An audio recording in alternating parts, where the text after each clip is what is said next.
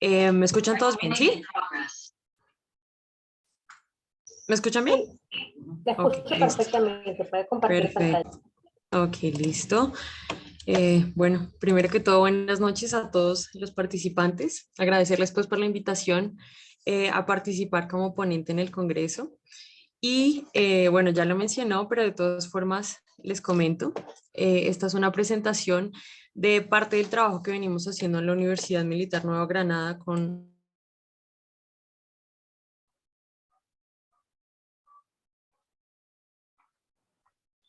Estimado Eduardo, puede comenzar cuando usted lo desee. Ok, Adelante. gracias, muchas gracias. Muy bien, muy buenas noches con todos. Por el asunto tiempo voy a tratar de ser lo más directo, preciso y conciso. Voy a comenzar allá a maximizar pantalla para que puedan ver la presentación. Bueno, primero dándole gracias al CIDE, con el cual ya venimos trabajando durante algún tiempo, haciendo las presentaciones de los resultados de investigaciones generadas por la Facultad de Ciencias Agropecuarias, por darnos la oportunidad nuevamente de presentar este avance, porque es un avance de los resultados que estamos obteniendo de un proyecto que es financiado por la institución a la cual pertenezco, que es la Universidad Técnica de Babahoyo, y en específico el área donde trabajo, que es la Facultad de Ciencias Agropecuarias. Este es un proyecto que ganó concurso ofertado por la UTB en el año 2021 y que está en sus diversas fases de avance, ¿no? Entonces, esto de aquí es una pequeña parte de, obviamente, el resultado final que por razones obviamente éticas no se pueden presentar porque primero debo presentarlos a la institución para luego ser divulgados a la ciencia abierta. Entonces, este proyecto, como dije, está orientado desde el año 2021. Los que ustedes ven ahí son las personas que colaboran en este proyecto. Algunos se encuentran dentro de la sala, como son la ingeniera Maribel Vera, el ingeniero Julio Goyes, el ingeniero Orlando Olvera, el ingeniero Marlon López y el ingeniero Danilo Santana. Todos hemos trabajado muy fuerte en este proyecto y lo que van a ver son ligeros, como dije, resultados que tenemos hasta el momento. El proyecto en sí, como vieron el título, es identificación de micorrizas en suelo del sistema de asociación agroforestal en el sector Pico de los Ríos. He estado muy atento hoy de las conferencias que han dado los diferentes compañeros que me antecedieron en palabra. Y por ejemplo, el doctor Francisco Simón estaba hablando justamente y tocó el término de las micorrizas, ¿no? Que son inductores de mecanismos de defensa, que activan fitoalexinas y otro sinnúmero de variantes más, ¿no? Que colaboran las micorrizas. Y también habló justamente del problema que tienen las micorrizas para desarrollarse, que tiene que ver con los inviernos. Los inviernos afectan a las poblaciones y sobre todo bajan la calidad de reproducción de la micorriza. Y eso es porque nosotros como ingenieros no tenemos todavía o no utilizamos la ciencia que ha vivido en el suelo. Hay que recordar que los primeros organismos o un grupo de primeros organismos que habitaron el planeta fueron justamente los hongos y específicamente las micorrizas, las cuales desde sus inicios se adaptaron a las poblaciones de árboles que existían, porque recuerden que primero fueron árboles y plantas epífitas. Entonces ellas se adaptaron muy rápido a este medio. ¿Y qué es lo que hacen las micorrizas? La palabra mico, hongo, risa, raíz. Entonces lo que hace es colonizar la raíz, pero no la coloniza como un hongo fitopatógeno que va y daña la raíz, sino que se asocia con ella y es una participación simbiótica ganar-ganar. La micorriza que gana sustancias nutritivas que la planta elabora y ella puede utilizar, y que gana la planta, gana los nutrientes que la micorriza puede sublizar, nitrógeno, fósforo, azufre.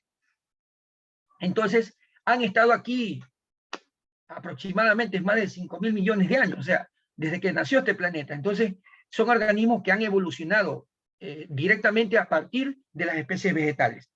Ya, como decía el doctor Simón, ya dio un preámbulo. Y otro compañero más que habló justamente sobre las micorrizas fue el doctor Marcelo Calvache, no hace un momento. Y justamente hablaba que las micorrizas tienen deficiencia, por ejemplo, para la falta de oxígeno. O técnicamente las inundaciones quitan el aire del suelo y por lo tanto pueden morir porque no hay oxígeno. Y la carga química exagerada también disminuye sus poblaciones. Entonces, ¿por qué se logró o nos metió en la cabeza hacer este proyecto? Ya veremos los objetivos de manera específica, pero ¿por qué? Porque tenemos el mapa de suelos del Ecuador, que fue generado desde el 2010 hasta el 2012, si no más no recuerdo, el doctor Marcelo tiene que tener una fecha más exacta, pero se generó ese mapa de suelo. Pero pregunta, ¿conocemos los microorganismos que habitan los suelos del Ecuador? No, no o parcialmente. se ha hecho muy poca investigación en el desarrollo de estos tipos de microorganismos y que está comprobado que funcionan. Vi una discusión ahí sobre el uso de la materia orgánica. Claro, la materia orgánica, ¿dónde proviene? De los microorganismos que descomponen materia orgánica. Entonces yo primero tengo que conocer esos microorganismos para luego hablar de materia orgánica. Entonces, todos estos microorganismos de los cuales habló el doctor Simón, muy bien lo hizo, justamente son parte de la agricultura que ha evolucionado en el tiempo. Lastimosamente, los problemas que están vigentes dentro de la producción agrícola, exceso de fertilizantes o mal uso de ellos, las inundaciones, malos sistemas de riego, un sinnúmero de cosas, hace que este microorganismo tienda mucho a cambiar sus poblaciones y en algunos casos hasta a desaparecer. Y veremos los ejemplos que aquí se puedan mencionar. Entonces, lo que hemos hecho en este trabajo, a partir del todo el conocimiento que hay, yo no voy a decir que de micorriza no se ha hablado muchísimo. Las técnicas datan de 1960, o algunas han sido mejoradas, pero lastimosamente los agrónomos modernos nos hemos enfocado tanto en otro sistema de producción que nos hemos olvidado de los componentes que habitan en el suelo. Ahí vemos algunos ejemplos de diferentes tipos de colonización de micorrizas. Entonces, ¿cuál es la situación? Hemos perdido la capacidad colonizadora de las micorrizas porque las micorrizas incluso han perdido cultivos. Antes hablaban de la fertilización en soya, la fertilización en arroz. Los ciclos cortos tienden a matar las poblaciones de micorrizas. ¿Por qué? Por el tractoreo del suelo, por la aplicación excesiva de agroquímicos, a diferencia de los cultivos agroforestales. Por eso este trabajo se centró en recuperar los agroforestales. ¿Por qué? Productos con micorrizas hay muchos en el mercado. Aquí en Ecuador siquiera hay unos 10 aproximadamente. Pero la pregunta es, el 90% son importados. Vienen de Estados Unidos, algunos vienen de Europa, y no son las mismas poblaciones. Justamente antes veía uno de los trabajos que hablaba de intrarraíces. Intrarraíces, por ejemplo, es común en el Ecuador, pero no es muy común en Estados Unidos.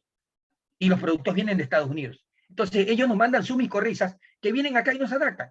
Entonces, nosotros lo que queremos, parte del trabajo, que llevamos a ver los objetivos, es recuperar eso que está en los suelos y devolverlo a los suelos en algún momento, obviamente. Lo segundo es que hemos buscado lugares donde el uso de agroquímicos sea lo más bajo posible. Porque, como dije, hay un trabajo específicamente que hice hace muchos años con un egresado, donde las cantidades de nitrógeno exageradas matan las poblaciones o merman las poblaciones de micorriza y sobre todo el sistema de colonización de raíces. Eso está hecho en cacao, lo pueden buscar en el internet. Entonces, hay trabajos que nos están diciendo, estamos cometiendo errores, pero no los estamos mejorando. Entonces, las micorrizas se mueven en función de la práctica que se realiza, el tipo de fertilizante, y lo mejor es que las colonizaciones sean adecuadas, pero normalmente son mermadas. Utilizamos urea. La urea en el suelo tiene que transformarse en nitratos y nitritos. Eso produce liberación de hidrógeno, las mata. Lo mismo con el nitrato de amonio, lo mismo con el sulfato de amonio. Y si ustedes buscan, se han reportado bastantes trabajos a partir de 2010 sobre qué es micorriza, cómo identificarlas, pero hay muy pocos trabajos justamente en el asunto de por qué se merman las poblaciones.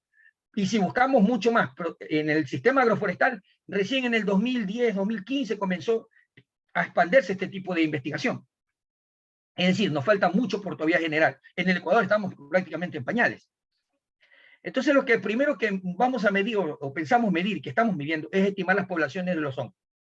Y específicamente en sistemas agroforestales, cacao principalmente, ¿no? Que es el que más común en la provincia de Los Ríos.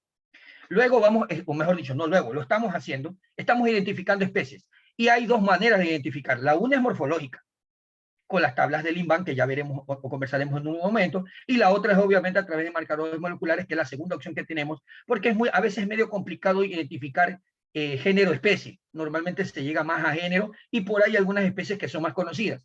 Pero la idea es esa. Y la principal, lo que dije, establecer un banco de germoplasma. ¿Para qué? Si yo necesito multiplicar, voy a tener un lugar donde encontrar cepa pura de tal micorriza. Y la idea es mantenerlas siempre activas. Principalmente, por ejemplo, a maíz y sorgo, que lo dijeron en antes. Son las principales plantas donde la multiplicación de micorrizas es muy rápida. Entonces, esos tres objetivos se están tratando de generar y algunos resultados van a ir dando cuenta que son bastante interesantes. Principalmente nosotros lo hemos hecho en la cuenca, en la subcuenca o la cuenca baja del río Guayas, que comprende básicamente en lo que es los afluentes del río Babahoyo, como son el Caracol y el Catarama. Entonces, básicamente lo que hemos hecho es coger, el San Pablo y el Catarama, que dan al Babahoyo. Hemos cogido obviamente como cabecera la ciudad de Babahoyo, capital provincial, y los cantones que están más cerca de ellas y que son afluentes o generan afluentes para los ríos que nombré, Montalvo, Baba, Pueblo Viejo y Urdaneta. Entonces, esos cantones fue donde se hizo o se realizó en primer lugar, ¿qué? Un recorrido, conocer las zonas, conocer a los agricultores de esa zona, ver cuáles eran los cultivos que teníamos. En este caso, obviamente, iba a ser cacao el sistema agroforestal a utilizar. Se hizo una referenciación con GPS para conocer los puntos donde se hizo el muestreo. Eso con la idea justamente de tener identificada la finca y cuál es su agricultor. Una de las cosas que no se pudo hacer en todos, recordemos que acabamos de seguir en pandemia y durante el proceso estuvimos todavía en pandemia, fue tratar de conversar con los agricultores y reunirnos. En algunos casos sí se pudo hacer, en otros no. Porque los agricultores igual tenían ese recelo de que se podían contaminar y algunos incluso no estaban ni vacunados. En mi caso me tocó estar en una zona donde de 50 agricultores, por lo menos reunimos a 15 que estaban vacunados y que aceptaron entender un poco el direccionamiento del proyecto, cómo, hacia dónde iba. Y la idea la entendieron muy bien y captaron que esos pequeños microorganismos que están ahí son los que les ayudan. Y un agricultor me decía, ingeniero, yo no he puesto fertilizante en 10 años, y pregunta, ¿cuánto coge? 25 quintales por hectárea año. ¿Eso es bueno o malo? Para mí es bueno, para mí es buenísimo, porque no he puesto ni un quintal de fertilizante y todo se está transformando a través de los microorganismos que están en el suelo. Se hizo por lo menos con ciertos sectores se hicieron diagnósticos participativos, en los cuales se tienen datos y la idea es al final comunicar los resultados. Ya en el trabajo propiamente de selección, se hizo un trabajo de campo, como ya dije, se salió al campo, y se seleccionaron 50 fincas por cada sector. Es decir, si son 5 sectores, 5 cantones, 50 fincas son 250 predios. Lo que se hizo fue muestrear, por ejemplo, fincas que tenían hasta cierto número de hectareaje, coger una muestra, y si la finca pasaba de un hectareaje mayor, que normalmente era mayor a 5 hectáreas, se cogían 2 muestras por ese lote, para tratar de ampliar un poco la cobertura. Entonces, no solamente hablamos de 250 fincas, sino de más muestras por finca, ¿no? Adicionalmente, en algunos sectores, ojo, no en todos, no en todas las fincas, se seleccionaron 20 árboles y se extrajeron 500 gramos de raíz. ¿Por qué no? Porque no les puedo decir al agricultor, le voy a volar la raíz del cacao porque la necesito, ¿no? Necesitaba ciertos cortes y no en todas las plantas. Por ejemplo, podían ser 2 plantas en un lote. Eso para ver el tipo de colonización, el porcentaje de colonización. Todas estas muestras fueron obviamente llevadas al laboratorio de la Facultad de Ciencias Agropecuarias, al laboratorio de fitopatología, que fue donde comenzó toda esta aventura. Como ustedes ven, esa es la zona, puse el gráfico para que identifiquen la zona baja, que justamente es Baba, Pueblo Viejo, Urdaneta, Babahoyo y Ventanas, perdón, Montalvo, y es donde nos movilizamos, ¿no? Como somos 5 personas las que trabajamos en el proyecto, tomamos la decisión de dividirnos por lotes, ¿no? Para que se nos haga más fácil. En mi caso me tocó el cantón Babahoyo, que es el que conozco en mayor espacio.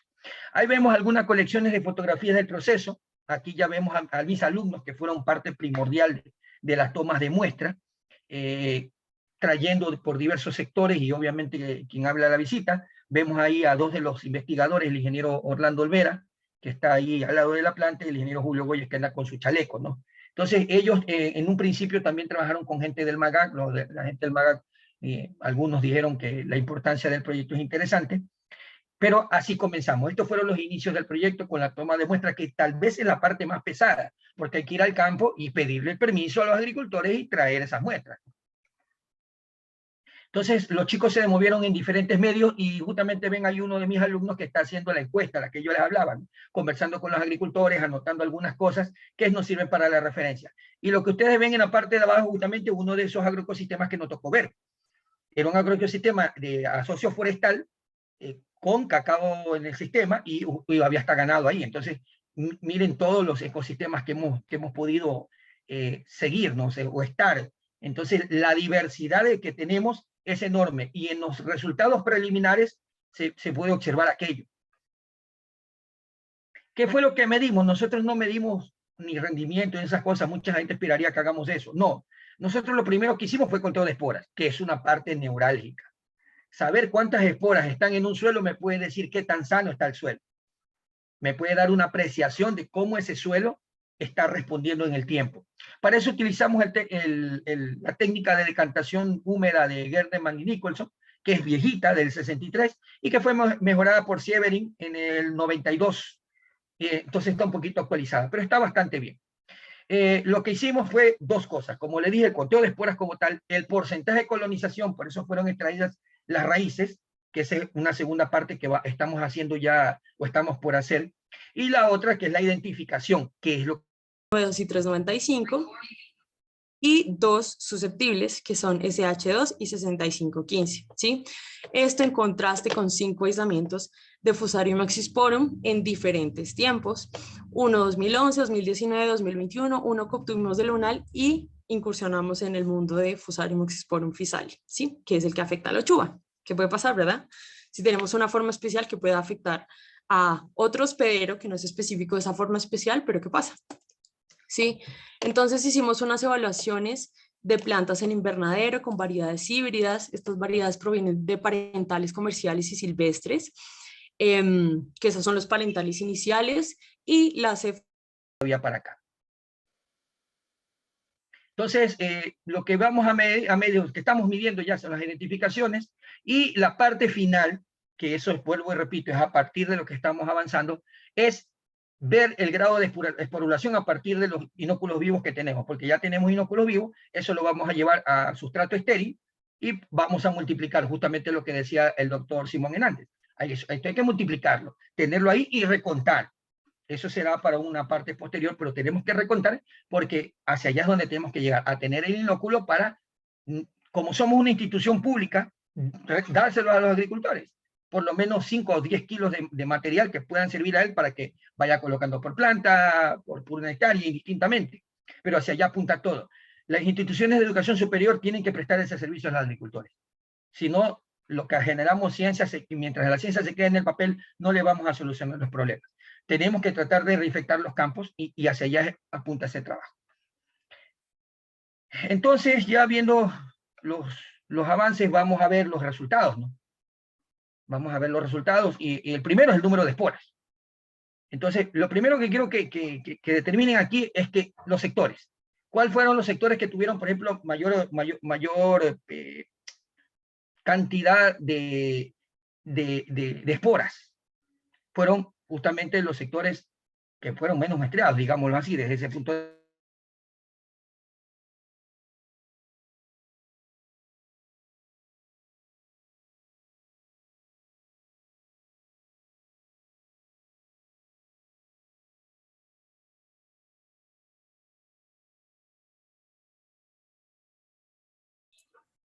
Hola, se perdió la señal.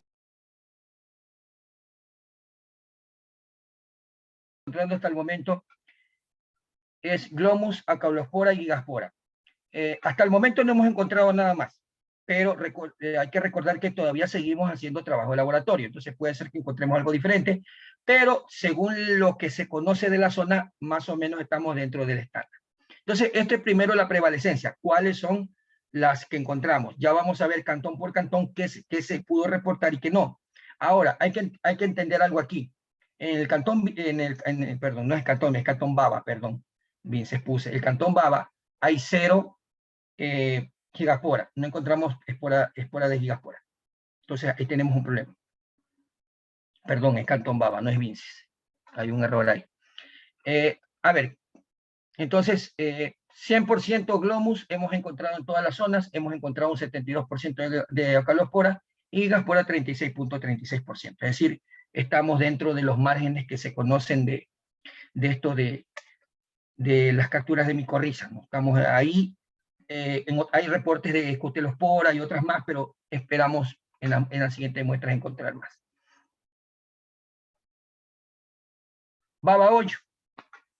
Baba-hoyo, hemos muestreado 8 sectores, o fue el inicio 8 sectores, hay muchos más sectores, recuerden que son 50 sectores, estos son los primeros 8, y lo que hemos encontrado son poblaciones muy bajas de micorrizas, de consorcios, o sea, de todo el grupo, muy bajas, muy bajas.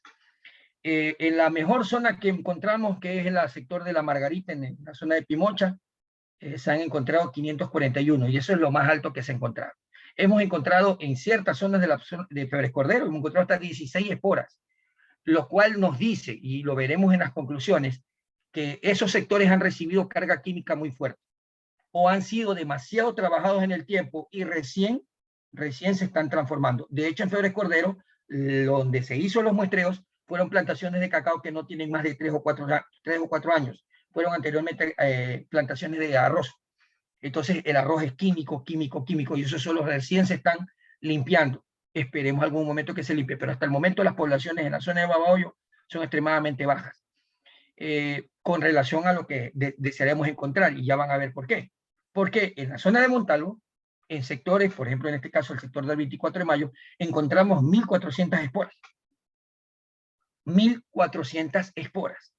Entonces, imagínense, o sea, de Babahoyo a 500, casi el triple, le lleva a Montalvo.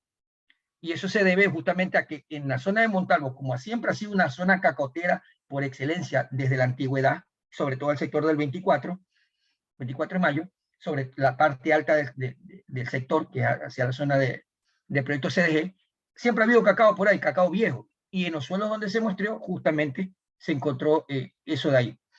En el sector de la Vitalia, que son sectores nuevamente que se ha diversificado mucho los cultivos, también se encontró poblaciones bastante bajas.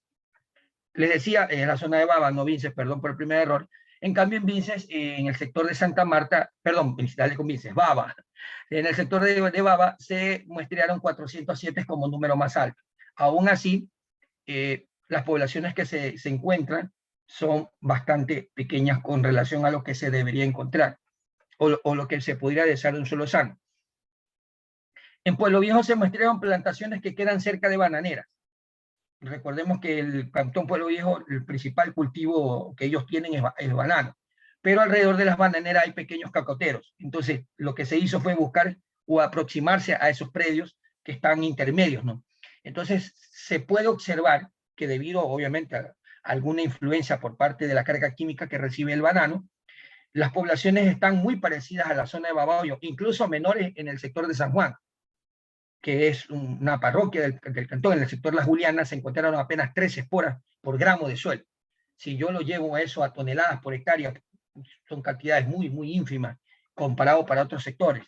Y eso se da porque la zona de San Juan, alrededor hay mucho banano, y las fincas, como dije, las fincas cocoteras se encuentran encerradas entre plantaciones bananeras.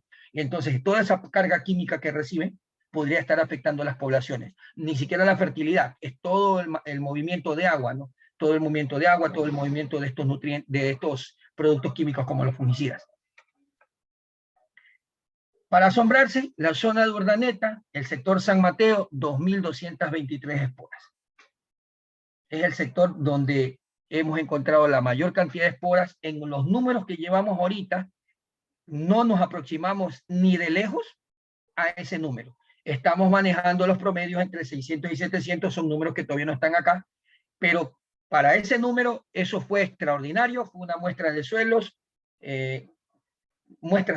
porque fueron varias muestras de suelos donde dolía el dedo de estar apretando el contador, porque contar 2.223 esporas en 100 gramos de suelo, si dividimos son 222 esporas en 1 gramo. Entonces, toda la pantalla del microscopio se veía con esporas, o sea, no había espacio donde no contar una espora.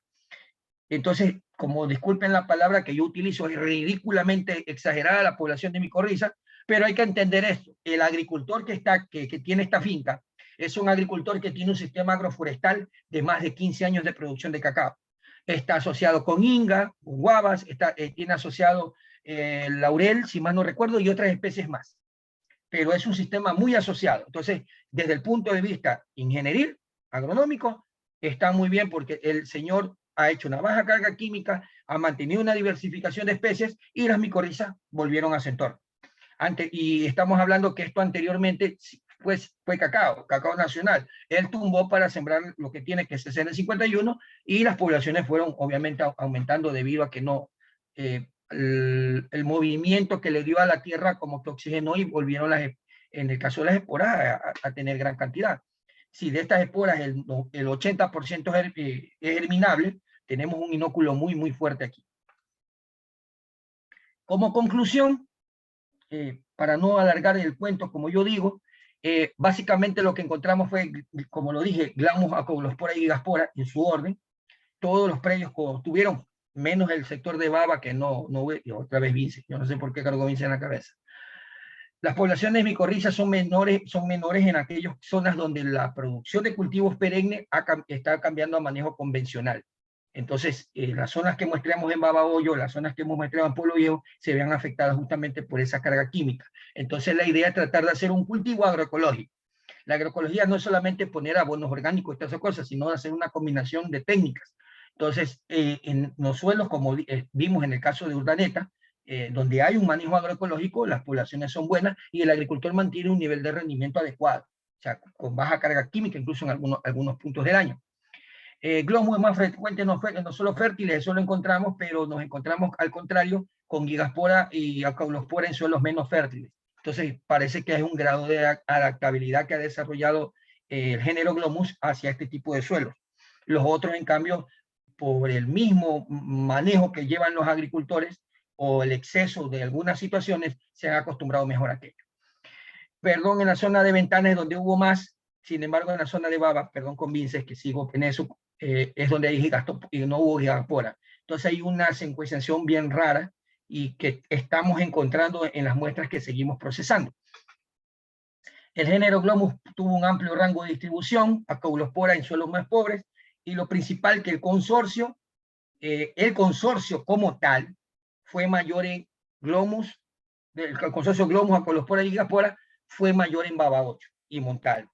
¿Qué significa el consorcio? Los tres juntos fueron más parejos que en otros sectores donde solamente hubo dos consorcios, o en una finca hubo dos y en otra hubo los tres consorcios. O sea, es ese tipo de situaciones. Porque recuerden, el 77% estuvo presente acaulospora y gigaspora solo estuvo presente en el 37%. Es decir, no todas las fincas tuvieron todos los consorcios. Básicamente Babahoyo y Montalvo sí los tuvieron. Entonces, nos está dando información de que a medida que las otras muestras vayan saliendo, los resultados deben irse encajonando hacia ese punto, o podría encontrarse un caso como el de Urdaneta, que vieron que se disparen nuevamente las poblaciones. Y la frase que dijo el doctor Calvache tiene toda la verdad, y por eso la puse en este sentido. No se puede mejorar lo que no se sabe, y solamente se sabe lo que se mide.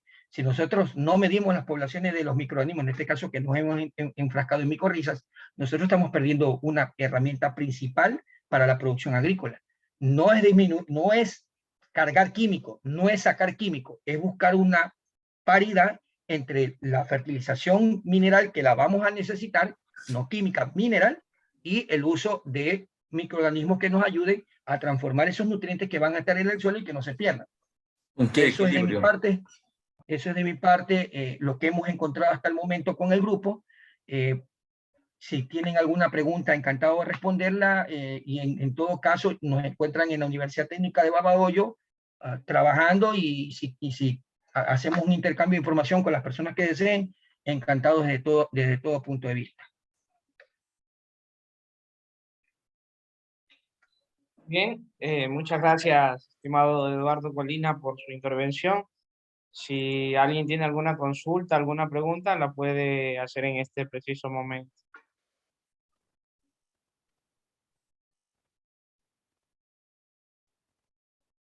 Sí, terminando esta reunión, cambiamos a una sala, ¿correcto? A una misma sala para tener la última ponencia. Excelente ponencia, excelente participación. Dicen por acá los participantes. Muchas gracias, estimado Eduardo, por su intervención. Muchas gracias.